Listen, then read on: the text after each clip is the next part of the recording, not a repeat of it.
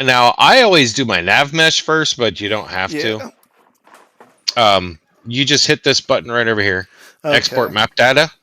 The first thing you want to do is set it on geometry, which I'm going to go ahead and do mine. So that only does this. Okay. Okay.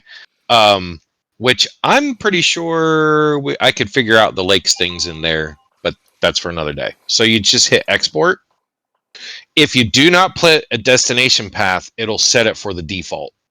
Which would be like the player map? Well, yeah, it puts it into your world where it's supposed to go. Okay.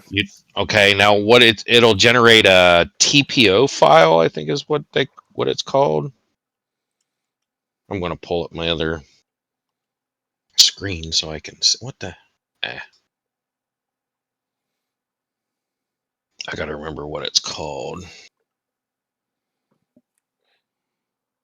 Oh, it won't let me click on it.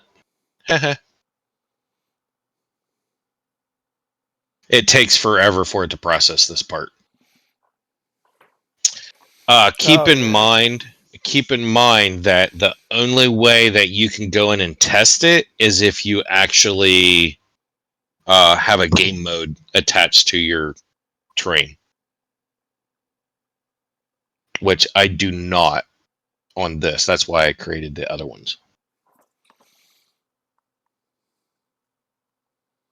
Or there's a program called peer-to-peer or whatever. I think lets you do it. This is the longest part here.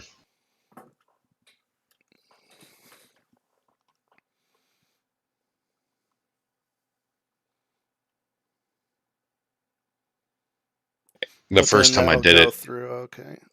Mm-hmm. The first time I did this, it freaked me out. I was like, "Oh my god, all this work and it's froze." And have you figured out how to make the map markers for like custom town names and stuff? Because I do know how to do that. Okay, cool. Yes, yeah, I finally followed along and found some. I was doing it with the tutorial. I just looked at the. I found a prefab. Yeah, I just found the prefabs and figured out how they did it. That's where I ended up going with. Yeah, because I was like, well, I was reading and someone said, hey, just use a prefab and just change it to what you want it to be. I was like, okay. That's so much easier.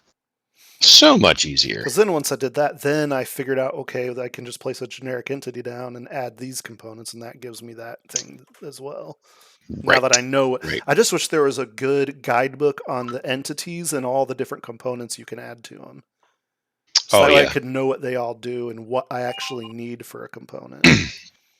All right, so that finally went through, and it puts it in your worlds folder, and it's called whatever your map name is. Okay. .topo. Okay, that's the first part. Next part is go to rasterization. This is where you can get funky with your colors and stuff, which these are not default. I changed them because I like a darker the forest map. And trees will actually show up on the map too? Yes. Nice. And when you hit that, it goes into the same folder, and it just takes a second. There you go. That's done. Now, the next step is you have to, which you're not going to be able to see me do, but you have to go into your file folder and find the TGA file. Which, if you hold on for 1 second, I'm going to stop sharing and I'm going to share my actual. Actually, I don't have to stop sharing.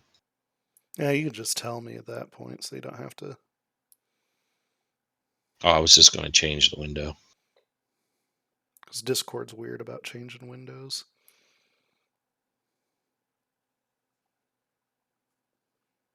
Okay. That one? Yeah.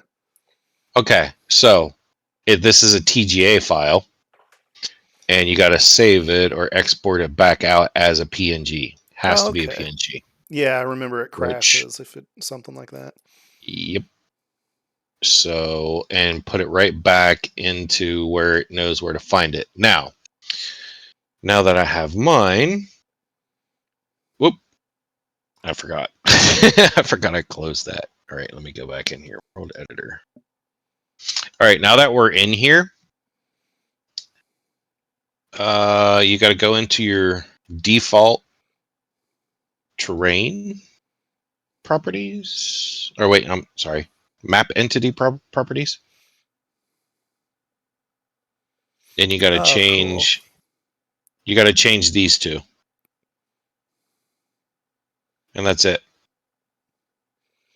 So your map geometry, you point it to Would be your that 2D one, and then the sat background would be the the rasterization. the rasterization. Yeah, I forgot. You have to rasterize that after you import. You got to re-import it. Your PNG file. Yeah. Right click on it and import it. Blah blah blah blah blah. And now it should show up. I knew I would forget a step in there here and there, but Okay. most importantly, you have to have your map entity in the world for it to work.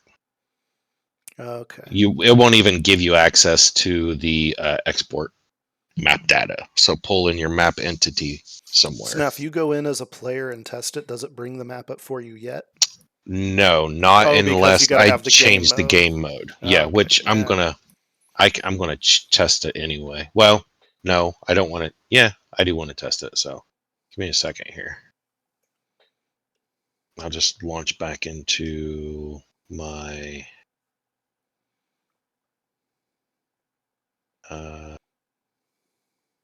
do I want to do Game Master? No, do that one. Oh, and if you do an airport, I found out one cool way to make the airports really realistic. Well, Is I'm definitely interested in that. do you know how the runways get their numbers? No, First I two know I've digits of compass direction. gotcha. So, like mine Good actually to didn't have to know. change too far because I didn't twist mine at all. I just moved it over Mhm. a little bit. But yeah, generally the numbers on the from the airport that I just like copy pasted from a satellite, their Mhm. numbers worked for me. Oh, nice. But yeah, just look at different satellite maps of airports on Google Maps, and it basically kind of shows you what the different lines are for and like where skid marks might show up on a runway, all that stuff. It's taking a minute. Good to know that.